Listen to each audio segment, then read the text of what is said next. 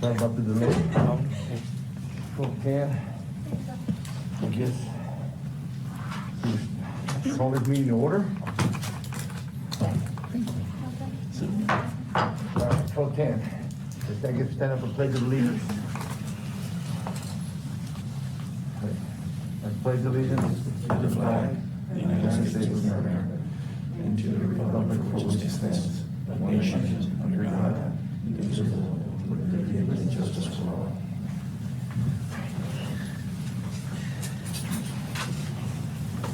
We're going to roll call. George Morales. Narvaez. Sorry. Omar Gonzalez. Here. Hector Cortez. Present. Arturo Tomas Benavides. Present. Cristóbal Rodriguez.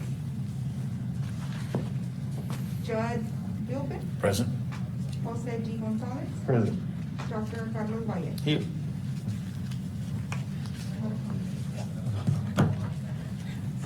And so,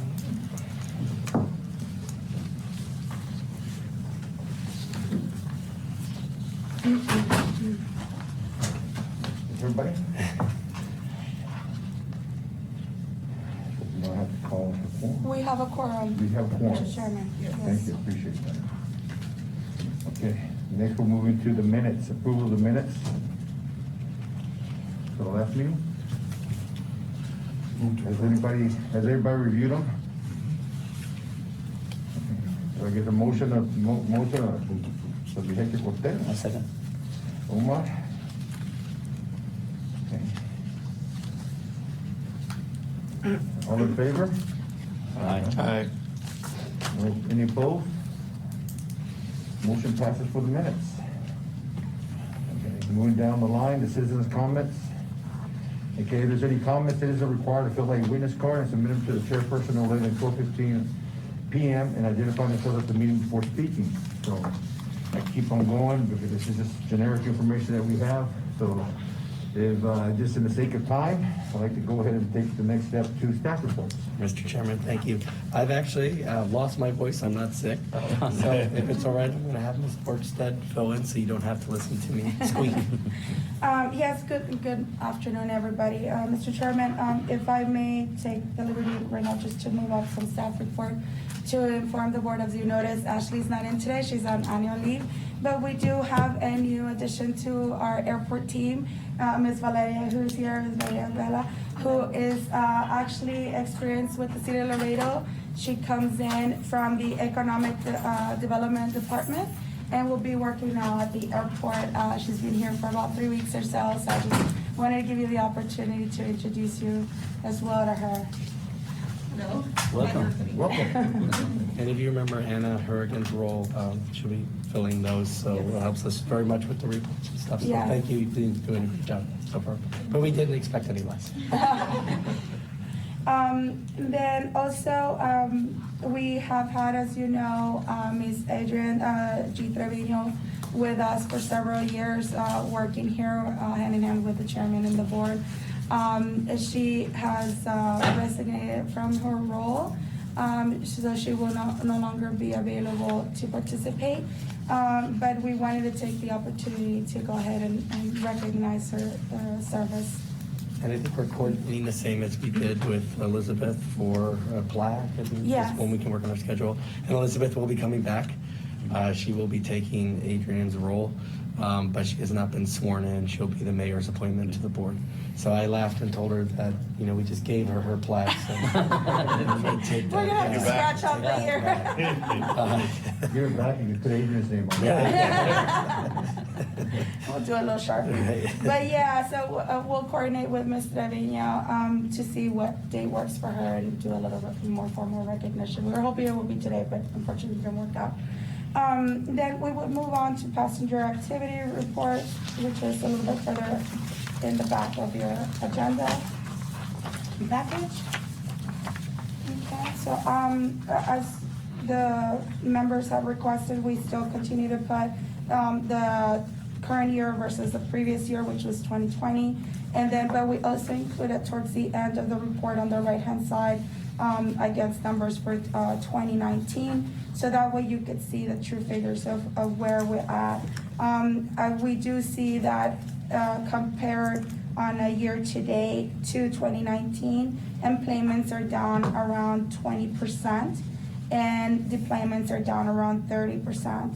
I am happy to report, though, that as of May, we are seeing really good numbers. We have employments as of compared to 2019, we're up around 13%. Deployments are still below around 6%, but we've already met as of May of this year against 2019. We already surpassed the previous pre-pandemic figures, basically. Great. And it looks like we're still waiting to compile the stats for June, but it looks very positive as well. And then moving into July as well from the figures that we're getting from TSA. Great.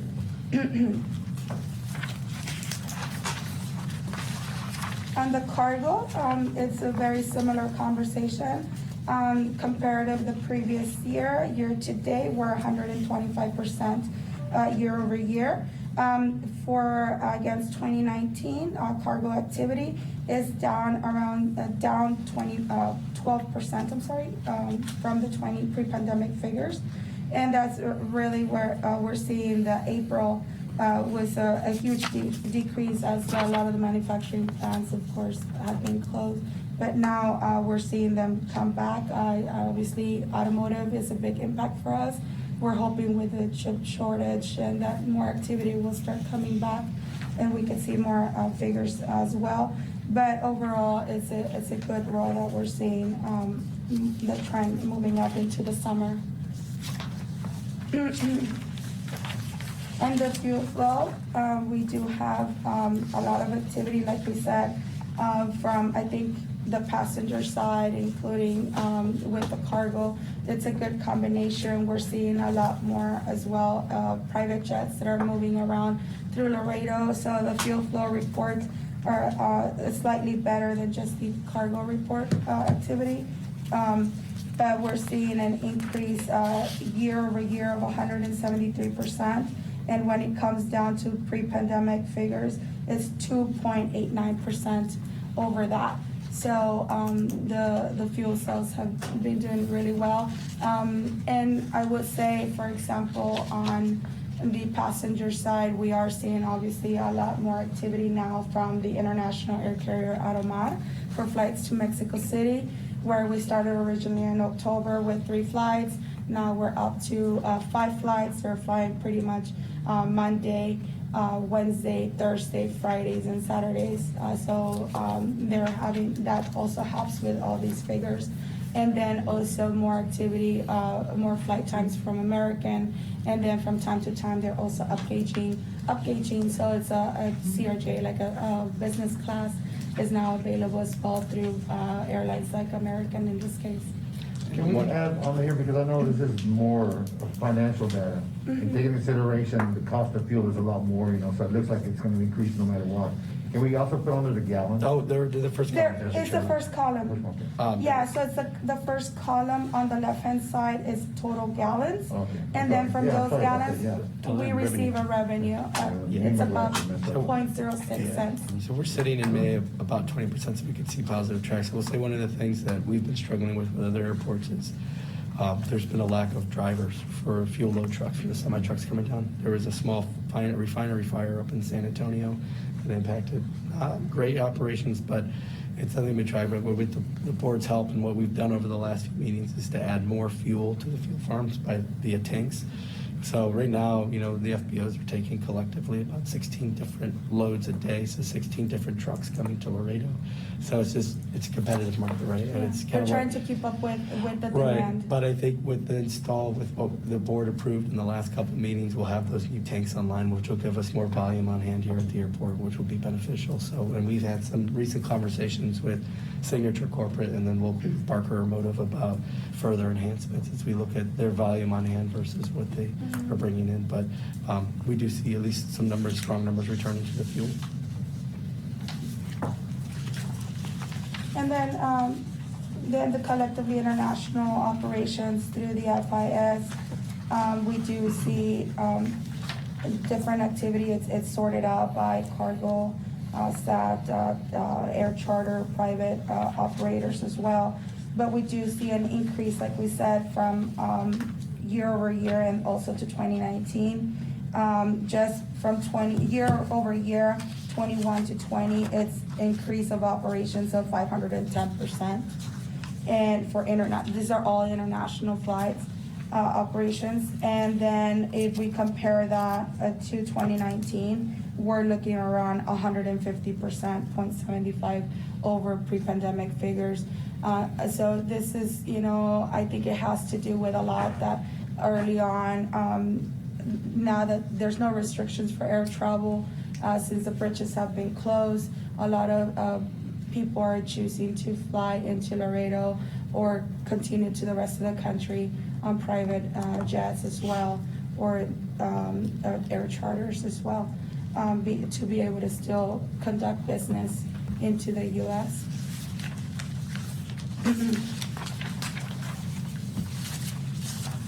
On the delinquency report, we have been working with all of our stakeholders, our tenants, and our air carriers. And so right now, we have. You jumped to forward a few here. So I think we're still feedback. Do you have? I'm sorry, no, continue on to the delinquency. Oh, I know, but I think, I don't think anybody else has told us. Yeah, we're still on this. I think yours is a little. No, I went over the last page. I went over the last page. Oh, okay. Yeah, I already You went skipped through through it. all, okay, gotcha. You talked all of them at once. Okay, thank you. Sorry about that. Sorry about that. No, that was me. We move on to the delinquency report, which is the last page of the staff reports. We have two air carriers, National Air Cargo and Skyway Enterprises, that we're working on the collections, but overall, we have a total around $10,620 that we're working on collections. And that did pretty good from last month. Yeah. We're sitting about 45,000. Yes, sir. Yeah.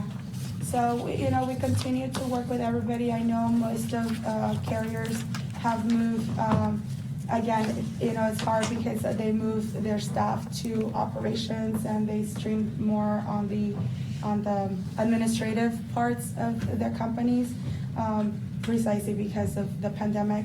But we continue to work with all of them to make sure that we don't stop the operations, but that we still be able to get the collections processed. And then we have a status, the cargo apron reconstruction project that Mr. Labrada could speak on. Yes, Mr. Chairman, we continue working on the reconstruction of the cargo apron phase 14. And we continue enjoying the nice weather, the nice temperatures in July. I mean, they've been great, but the rain has delayed us a little bit. So, but we continue working on that. Not too much of delay, but some delay because we're working on the subgrade, and the project is progressing as normal.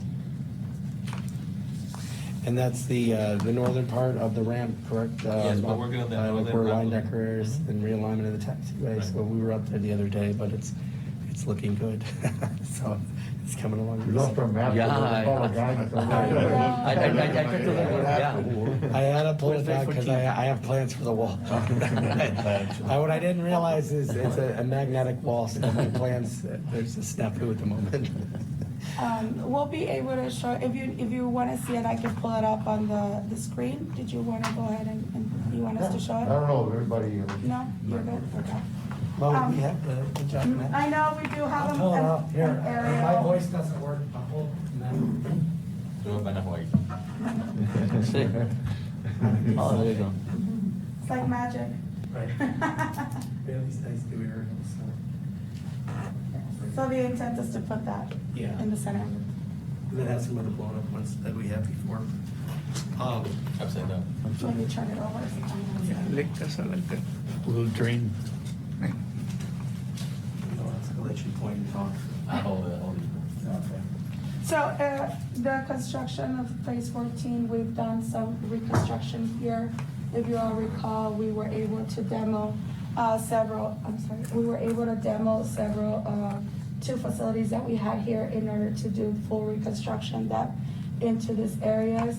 Right now, we're just finalizing the fencing, some conduits there for electrical because we're re-entering. Letting the concrete new- cure. Yeah, let the concrete cure before we open it off to the aircraft.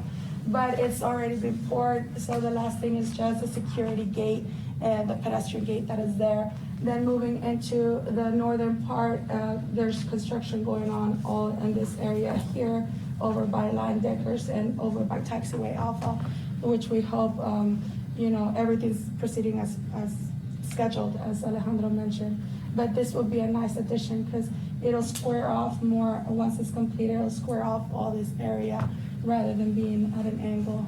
And so essentially providing additional capacity for aircraft in this section. So it's really the last phase, but all of this now is that once this has been completed, been reconstructed, and then this location, like Elsie said, we square off up here. But, said and done, even today, it's capable of holding, and you'll like the stat, 37 Boeing 767s in conjunction with one another. So it's a great expansive space. And you'll see when we go out, and I know, Tom, you're out there a lot. And it's, there's parking aircraft there now, so the majority of it's been rehabbed, so. And I think all of this, as we continue to do construction, it lends for the other planning, the master planning that we're working on for the airport, which is eventually the development of all these areas for the contract negotiations that went through this board with AFCO for development all here, for more cargo warehouse and hangars. And then all this area right here as well for additional development. Now, the airport did apply for a grant for additional funding for reconstruction of all these areas under the MAP program, which is basically previous military operations. It's a highly competitive program with the federal government because now there's very limited funds for the entire country, but it's over $3 million that would allow us to go in and rip up the existing military-grade old runways and taxiways that are there, and now be able to install brand new ramp areas and taxiway connectors into the existing airfield. So we're hoping that we can get some positive information from the federal government. We're looking timeline probably September, end of September or so. It basically would be a new taxi lane or taxiway, depending on, we define it which way the funding's better. Usually taxiways, funding's better for those. About where's that 270 development group located? So they're On the north. located in two locations, Mr. Vice Chair. It would be, so, if you remember where the old M&M cargo used to be. So, nice location. That's okay, don't worry about it. And then also, they're doing the hotel retail development, which is right near the terminal here, so they have two locations. So this would be 270 here, hotel, retail, potential restaurant, and then the FBO will be located right here. And together collectively, that's about. Over 127 Well, million. for both, yeah, but with 270, it's about 40 million for both locations. About 10 million for the FBO and about another 30 million for the hotel and retail. So overall, very good, positive. And it all lends into economic development and additional opportunities for air carriers and private industry and private jets to continue to come in and fly under good infrastructure. I mean, we just had over the last 2 days, we met with 8 different cargo operators, and the selling point is the ramp, obviously the runways and stuff, but to say that we have that space available for them and that our fares are, if not the lowest, some of the lowest in the state. We don't charge parking fees until day 5. So if you're a cargo operator, it's basically non-existent because you're not here 5 days. So. Yeah, and precisely under general staff comments, we wanted to make sure and advise the board of the efforts that the airport continues to do to, even through the pandemic, obviously a lot of in-person conferences were either canceled or postponed, but we were able to attend an annual conference for air service, passenger air service development, which was held in Florida. And so we were able to have several meetings with different carriers, the American as well, United, Allegiant, and different carriers that could potentially look at Laredo in a positive view to be able to bring in either additional service for new routes or increase the existing routes that we have, or bring in a whole new airline to provide new services or competitive services. So we continue with those efforts. We're following up with those conversations that was done around 3 weeks ago or so. We were also, Jeff mentioned right now, yesterday and today, as we speak, we're still under conference. And this one is actually being done virtually with a takeoff conference, which is a brand new conference just specifically for air carriers. Cargo. And, I'm sorry, air cargo carriers and airports to be able to do business and do the sales pitch on a short limited time, and then have follow-up meetings.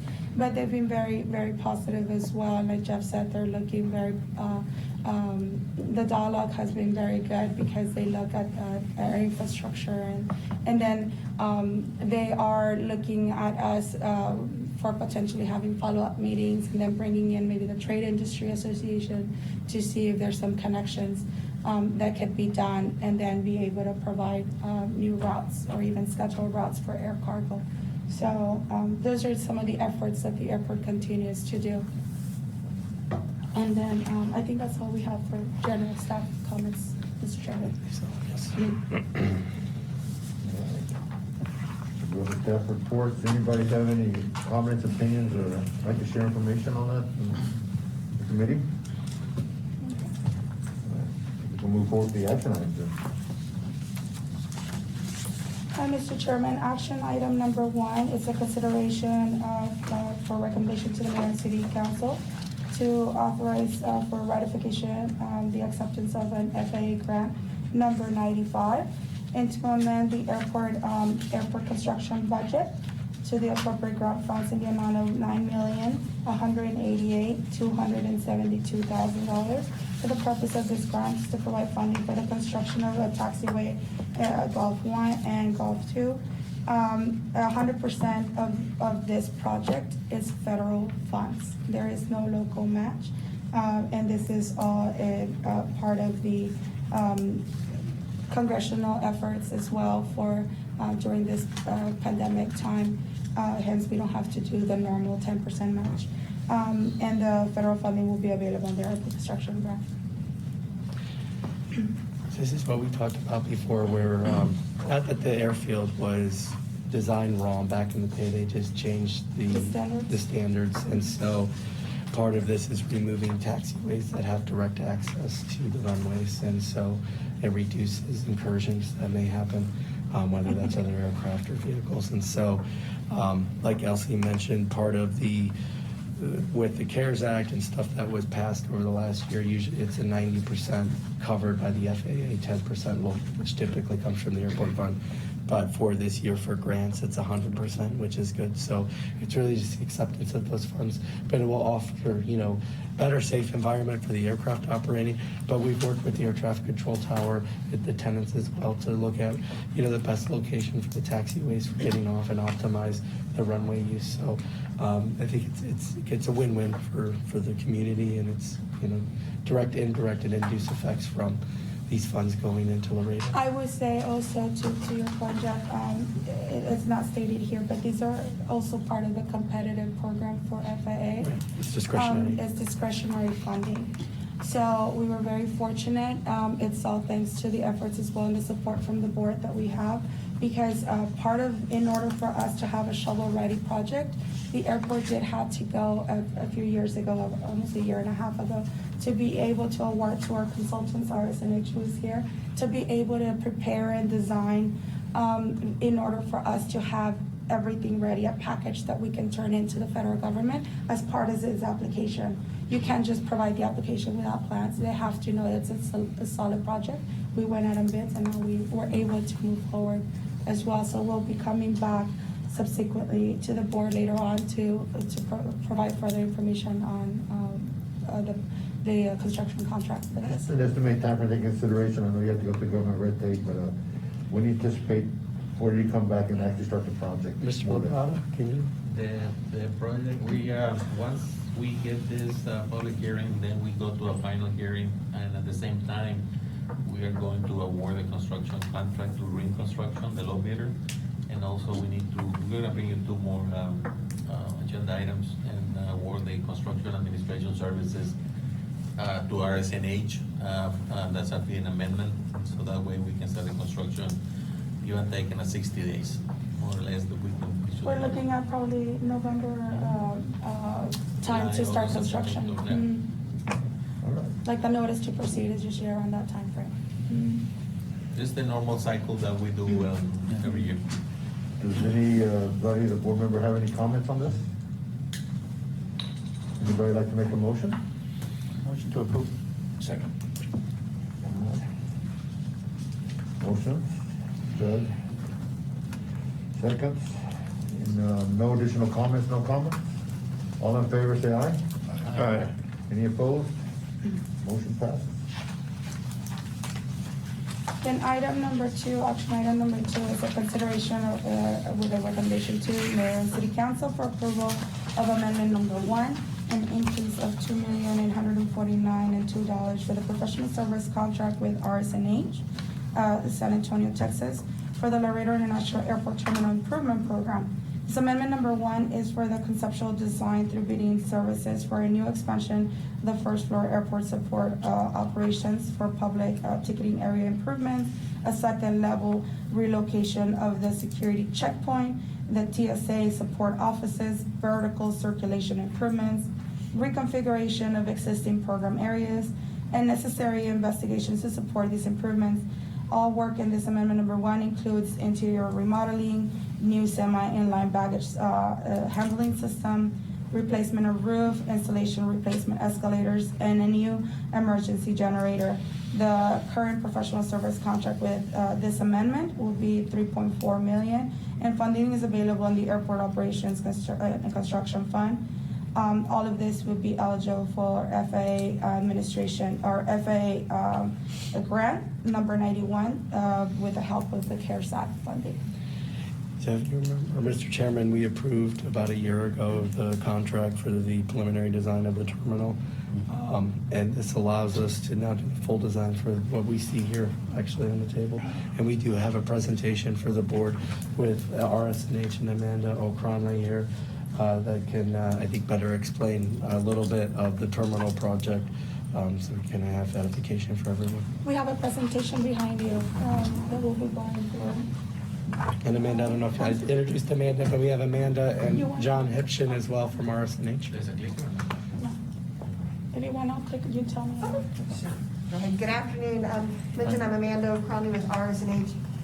I'll do my best to project through the mask, so if you can't hear me well, please let me know. So, but anyway, so we just quickly want to go through part of what the initial services were that we provided were to help the airport with some of the funding that's going to go into this project. And so we spent a lot of time looking at the justification, why it's necessary, the overall objective. So here's some of the major components that this project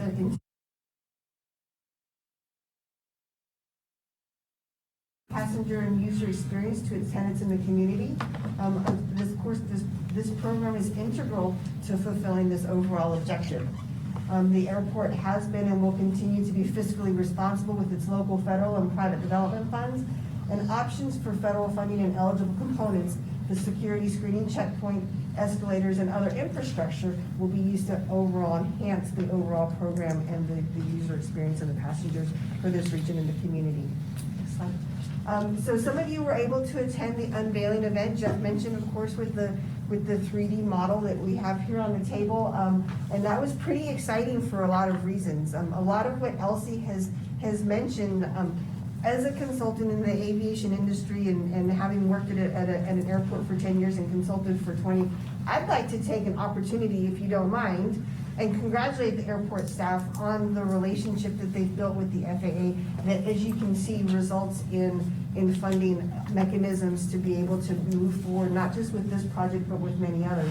What was really neat about this was the first time that I think anybody from the FAA had actually gotten on an airplane for an in-person meeting. And During the pandemic? during the pandemic. since the pandemic, and they said that they recognized how important this project was, and that's why they were able to get their travel approved for this exact meeting, so. Well, and to Amanda's point, it was actually the head of the region to Rob Lowe, not the actor. Not the- But, Who's there in the middle next Disappointed or to, anything. no. he's there next to Jeff on the right side. And then we have Ignacio Flores as well with the Texas ADO office, who's represented in the screen behind Congressman Cuellar on the right side, who was also present for the inauguration virtually. virtually, yes. So it was quite impressive, I must say, like I said, as an outside consultant, to be able to see that level of participation come to this program and to this airport, because it's really nice to see. We'll go through the project components. Mentioned a little bit in the communication that you have there in the agenda, but the terminal expansion. So generally speaking, we're looking at an expansion to the north end of the terminal building. It will be mostly a second level expansion, but what that will do is it will allow for the relocation of this checkpoint to that area. And so, I welcome you to take a look at the rendering there, that's either on the podium. I'll bring it up here, actually. I'll bring it. And then the 3D model here at some point if you like, but,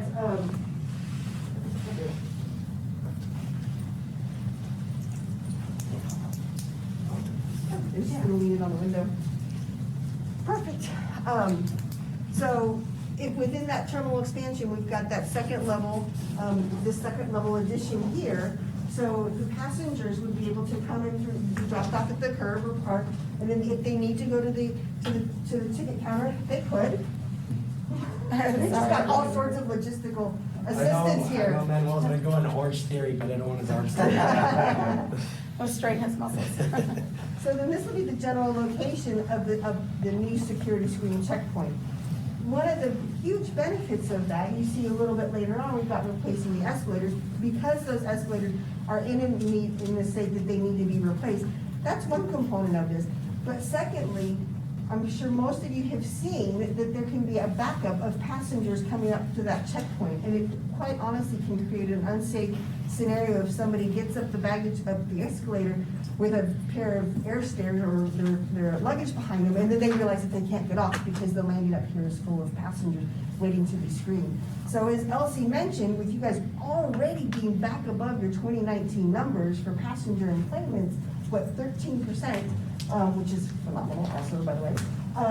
Replacing those escalators will also be part of this program as well. So I mentioned the vertical circulation improvement, as well as reconfiguration of the existing program areas, restrooms and concessions.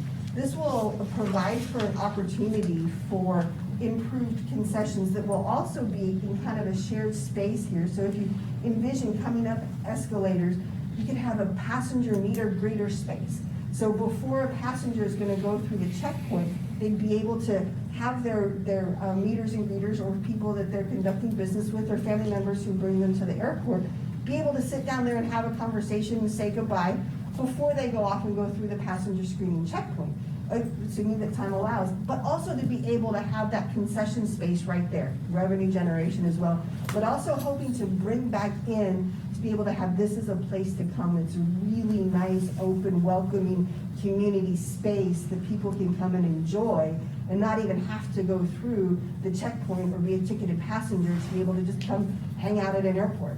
I remember doing that as a child, and there's not many opportunities that you can really do that these days.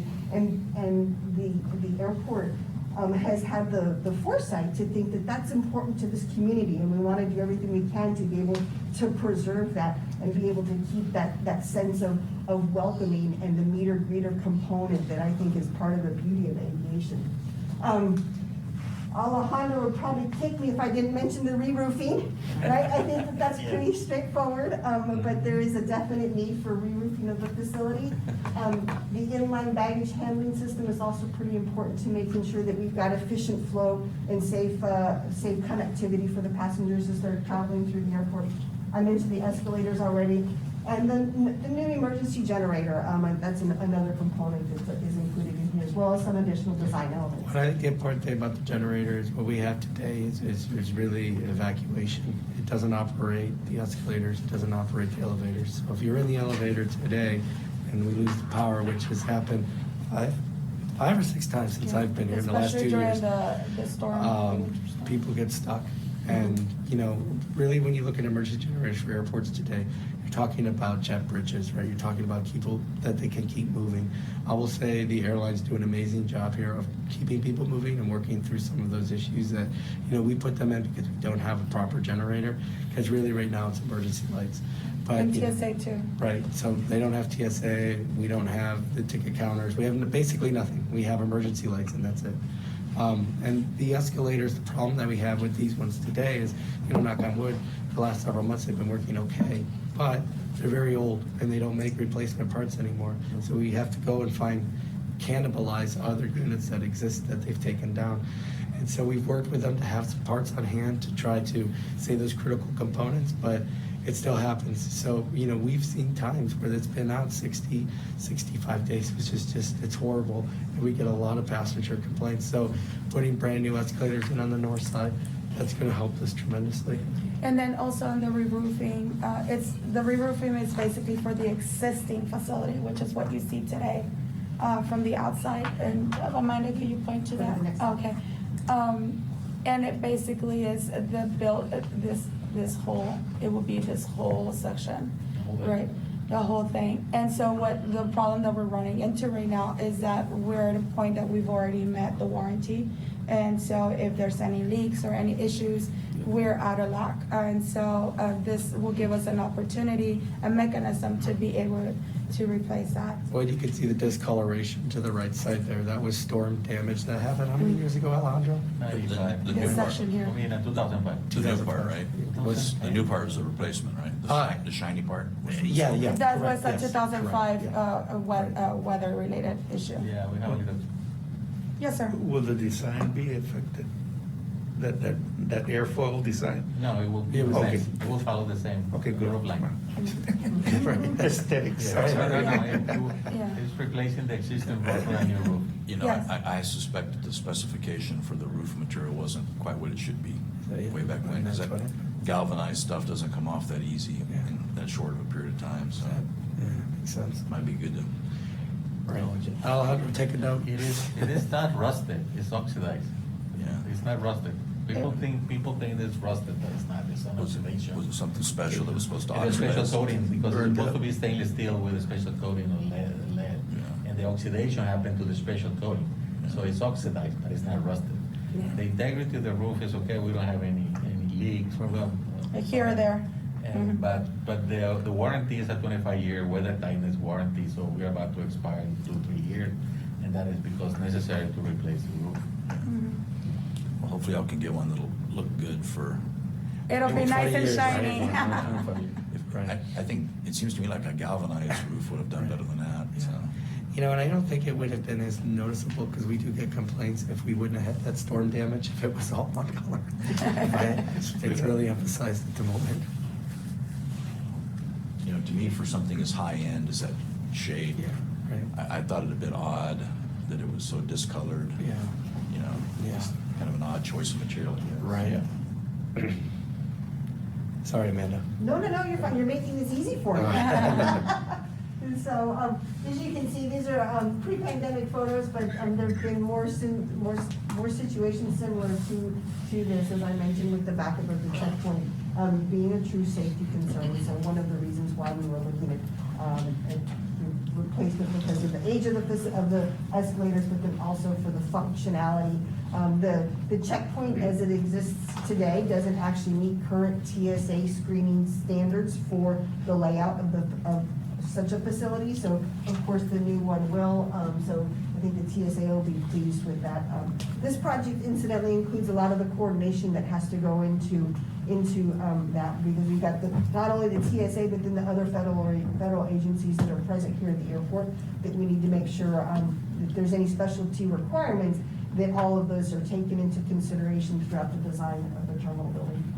And as you can see here, this is what we have to do today, is have for the larger flights or when there's more people, we have to actually, the gentleman in the top picture in the blue shirt, that's actually our employee. that from airport police that has to go in and allow only like 10 people at a time or a little bit at a time to go in and look at the line on the bottom picture where everyone's staggered in. So what happens, there's a flow issue where if you all remember, that's the exit lane on the far end. If we can point to that, Amanda. That's a little further inward there, the exit door. Further to the left. Yeah. There. Right there. That's the exit door. So if you're coming out from a flight, you have to travel through all those people that are waiting in line to get into TSA. So it's pure chaos and really a safety standard for us because we've had several people that have fallen from those escalators, elderly people as well.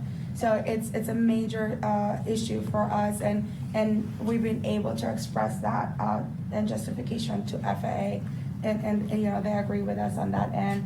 And so and then as it exists today, the issue with TSA as well is that they're locked. Their square footage locked. There's nowhere else to move or expand or change the configuration of the existing areas. And if they have new equipment, new technology, it's very hard or it's just not applicable. So this new design will incorporate features like new technology and allow for potential expansion of the checkpoint and be able to have a true pre-check lane versus what we have right now that we can't, it's a semi, we can't really incorporate a whole different lane for that. So I mean, when it comes to their new technology and grants and stuff, it kind of boxes us out because we don't have space for them sometimes to put their, when they have the advancements, you know, or second lane. We have with TSA right now. We worked very closely with them to provide TSA pre-check level of customer service, but with the existing X-ray because we don't have the space for a new one. And we've worked, you know, through some operational things to do that, but it makes it very confusing. I'll say the first 3 months I worked here, I was going in pre-check by accident. You know, it wasn't designed wrong. It just, people didn't anticipate 9/11 to happen, right? Nobody did. And so it changed the dynamic of security, and it needs to allow for a better flow than it does now.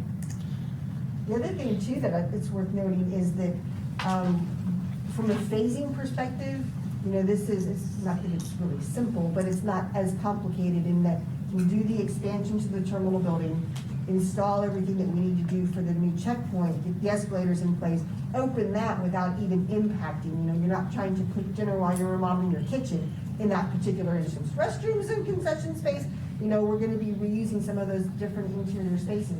But at least from the perspective of the checkpoint, it'll be a relatively seamless and easy flow for the passengers to be able to undertake and still have a really fantastic passenger experience here at the airport.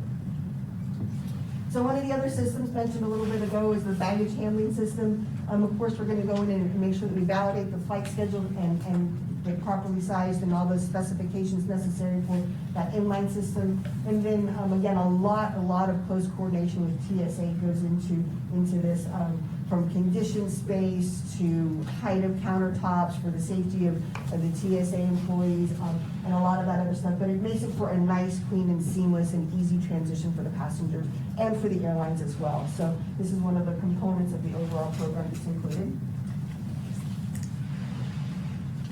Escalators, this was just a sampling of a sign that sometimes has been used to help redirect people when the escalators are down for maintenance, which happens, you know, on more than one occasion, and has discovered that it's not always intuitive to be able to know that the elevator is only right around the corner. So just again, one more example of the need to be able to replace the escalators from a safety component.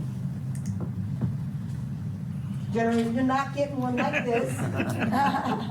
It's gonna be just a little bit bigger. I think that's what we have today. So, my with camper. in any regard, Jeff has already mentioned a little bit of the background and the necessity and the justification for that. So this is really the right time to be able to add in something like this because, you know, we're already adding in HVAC systems and we're already adding in electrical components. So this is really the right time to be able to make sure that the generator is properly sized and that we get everything covered that we need to maintain safe and contiguous operations, especially if there's inclement weather or any other reason at all, just to make sure that we keep that continuity of safety always as a high priority. Additional components, what you see here is just a quick little rendering. There's a lot of other things that, that we've been pleased to be able to help the airport out with here. We call them SARES or the Service Service animal. Animal Relief Area, I'm so sorry. I'm cheating, it's on your screen. Well, I'm so used to the acronym, but then I realized I needed to be sure to explain that.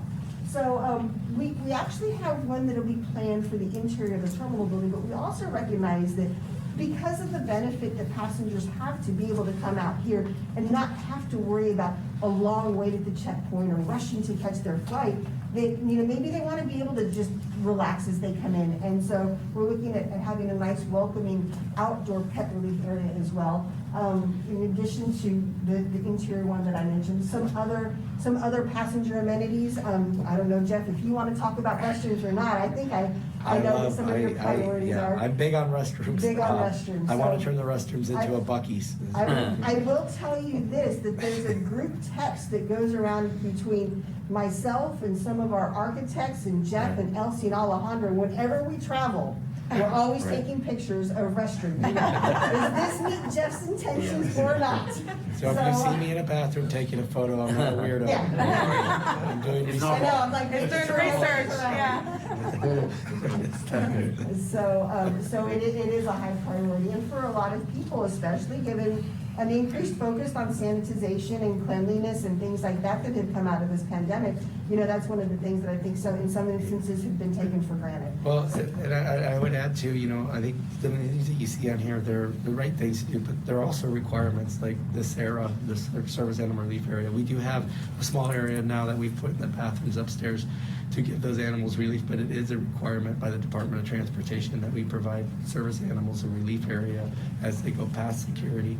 And so, there is the right thing to do here too, but there is stuff that we need to be compliant with Department of Transportation. And at the time when this originally was designed, this terminal, Right. it just wasn't a requirement back then, so it wasn't taken into consideration. And really the travel demands and needs. Nowadays, there's allowable for service animals, so people that have anxiety or that they need to travel with a service animal, they're able to take that on the flight with them and have them next to them. So, and they need, once they're past checkpoint, where do they go? So we've been able, like Jeff said, to make accommodations and to mitigate that requirement, but it's just not the travel experience that we want to provide. And so we're hoping with this design, the expertise from RSNH will be able to provide that. And then the areas that we currently have outside, we have an area, but it's not really, the travel experience either as well. And so the mother's room, basically it's a lactation room. There's also a lot of nursing moms that are traveling nowadays. For those of you that have small children, you know how hard it is sometimes. We want to be able to, apart from being a requirement, which we've met by having a suite on the sterile side, we want to be able to just provide, again, more privacy and a safe, clean environment for the nursing mother and the child to be able to have that space.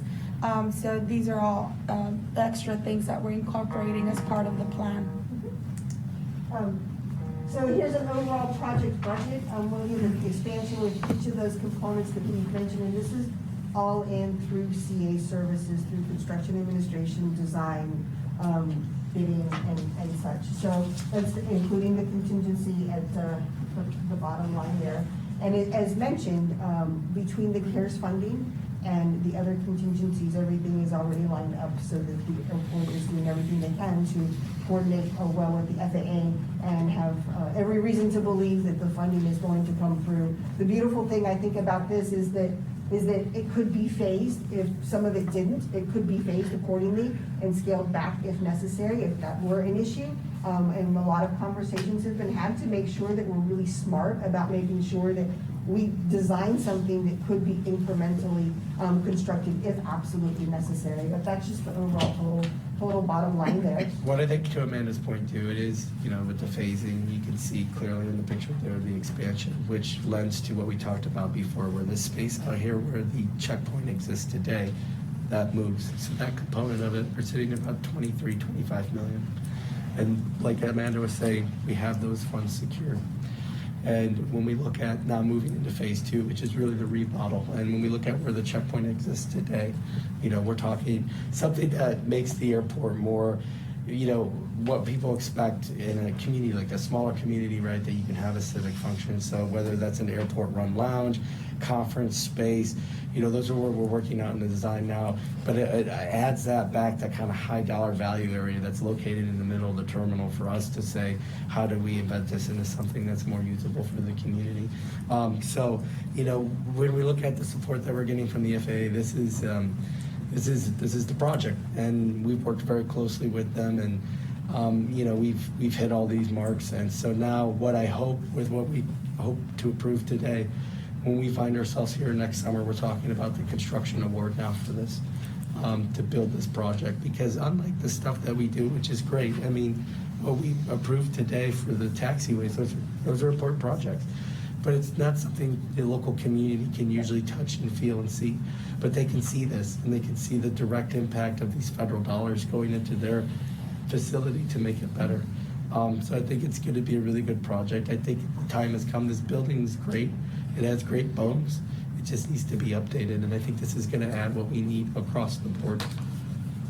Absolutely. One other point along those lines is that this is following along the previous master plan that was completed, so that we can be able to add on additional gates at some point in time if that becomes necessary with the increased air service that they've been working on so diligently to secure and the rise in passenger numbers. So it allows for that flexibility also for growth into the future without building yourself into a corner and not being able to just have to start over from scratch again. So on the next slide, I think we just actually have the electronic rating of this, and then the final one is just, I'm trying to be respectful of the time. I just realized we've gone over by 2 minutes, I believe.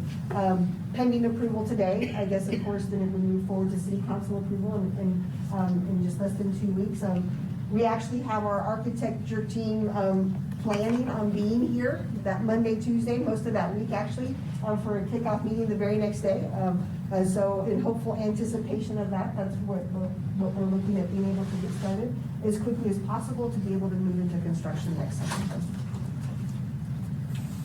One other component that didn't necessarily get mentioned, but I think to Jeff's point about just the community enjoyment and being able to use the space that we've been able to incorporate in is an outdoor seating area that would overlook the ramp.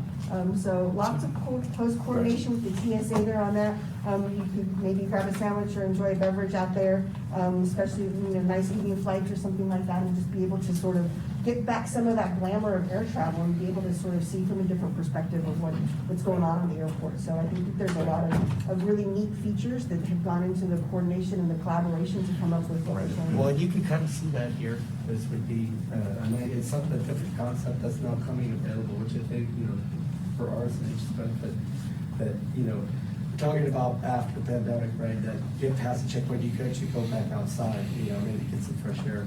And so, you have that space available.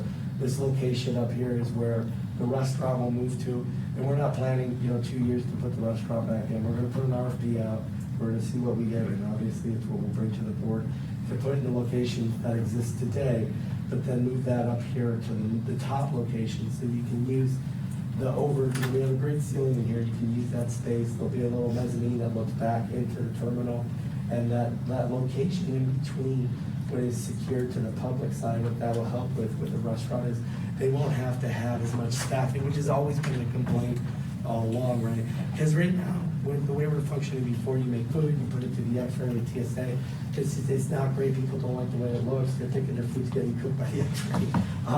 But, in reality, what this allows is, I like to call it lazy Susan, but it allows for a switchback, so people can bring all that food in, an operator can bring all the food into the secured area, and then pass it back to the public side. So whether you just want to come and enjoy the restaurant like people used to do here at the airport, or you're traveling public, now you have full access to both sides, and we don't have to sacrifice one or the other. So I think it's going to lend to that, and when you look at the design, we've been working closely with our tenants as well to get their input. The same with the baggage system, we touched on it a little bit, but that improves efficiency dramatically. Right now, it's not a full inline system, but this allows for a full inline system from the counter out. And then we remove the airline spaces from the top up here, and we put those down below. So now we opened up that high dollar value space up here again. for the passengers to be able to use for those things like the service animal release area, for the restaurant, for a future bar location. And so it's all, I think, working really well to where this is gonna be a space that the community can enjoy whether they're flying or they just wanna come to the airport like they used to and, get a sandwich and whatever that may be. I guess the restaurant personnel can go from secured to unsecured. So without going through security. the idea, to your point, the Vice Chair, is that they would already be in the secured location, and so they would just pass it back through what I call Lazy Susan. So they would prepare, but yeah, they would already be in that. Where TSA has issues is you have to screen the food, right? But if we have the restaurant location where they're already preparing the food in a secured location in this middle part on the second floor, they prepare it in a secured environment and then pass it back to a non-secured. So as long as there's an anti-pass back that we can assure with TSA, which we've been working with this That they on. prepared in the security environment. Yeah, Basically, they don't want any hidden weapons Yeah, or right. contraband. And so you're right. They can only go one way. Yeah, but you can go so- out, but not in. Right, so what we've had now is like when the checkpoint's open, they gotta go with the food through the checkpoint.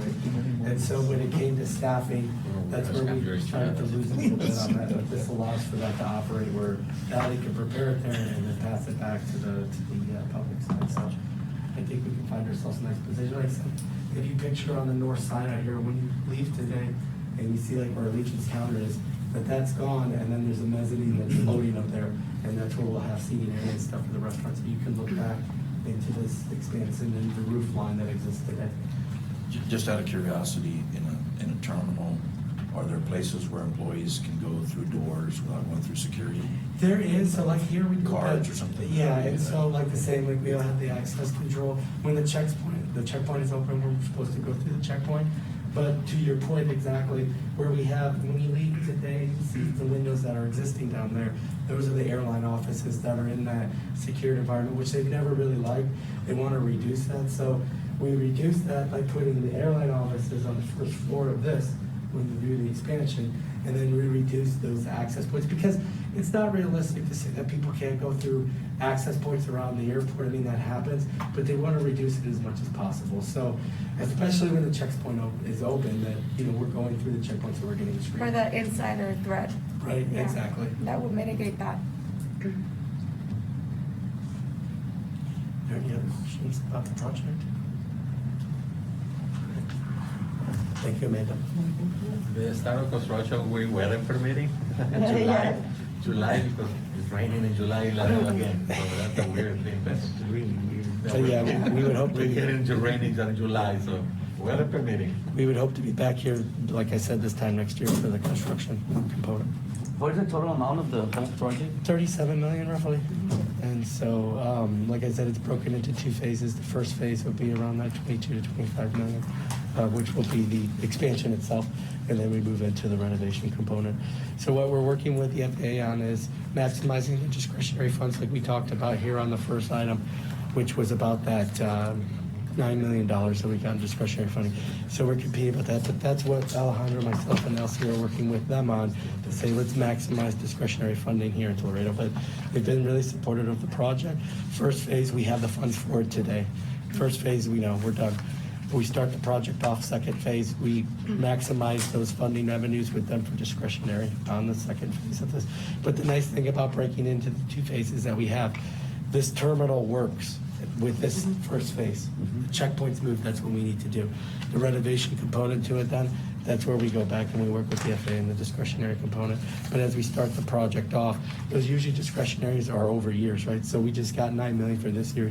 So we look at our capital improvement plan, 5-6 years. I'm fairly confident that next year we'll get that award for that next discretionary for the second phase of this. But we start construction next year, and then we took into a year probably of construction for the first phase, and we're looking like 2024 for the second phase.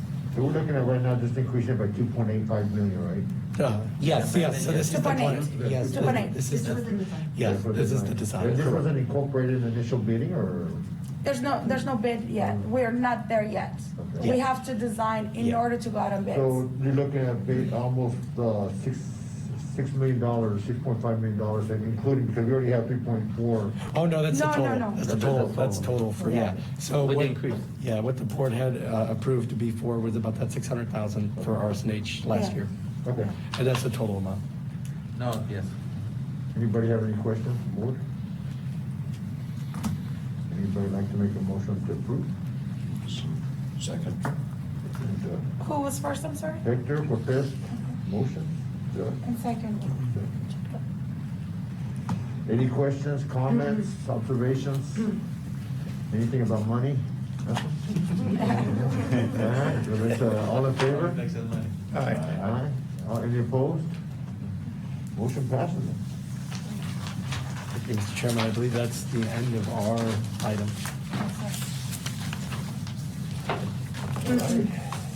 Anybody, board members have any requests for future meetings or like to make any observations, comments, or? I would just like to ask, Mr. Chairman, if I could, if the notifications are good. I know, Tom, we talked briefly about phone calls and stuff. Are the notifications coming okay to everybody, or do we need to have Ashley do anything better on our end? Our tennis is looking good though, right? Yeah. That being said, I think that speaks volumes. So, unless, you know, as long as our tennis is good, I don't think there's much complaints. Joe, would you like to say any comments? No. I think we're good then. Okay. Right. All right, well, I'd like to adjourn right now at 1:11. Thanks for attending, I appreciate it. If you can all stay real quick. When's our next meeting? Regular? Will be next month, July, we're maybe on July 21st. Do I have to motion to adjourn or?